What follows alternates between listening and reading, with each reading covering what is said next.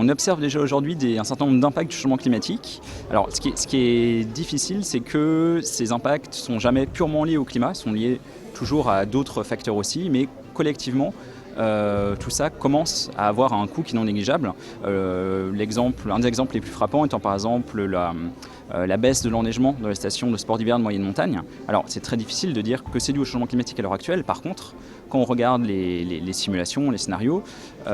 c'est quelque chose qui va s'aggraver dans les années à venir et qui va très rapidement va poser problème pour les stations en question. Et après, lorsqu'on regarde à plus long terme, les coûts augmentent de manière extrêmement rapide, hein, vraiment c'est presque exponentiel, même si c'est difficile de rentrer vraiment dans les détails, sachant que bien entendu, lorsqu'on parle de changement climatique, il y a tout ce qui concerne les coûts locaux, les coûts pour l'économie française, les coûts en termes de destruction des bâtiments, dû à la montée du niveau de la mer par exemple, dû aux inondations, les coûts sur les cultures, les coûts sur la vigne par exemple, etc. Mais il faut également prendre en compte les coûts indirects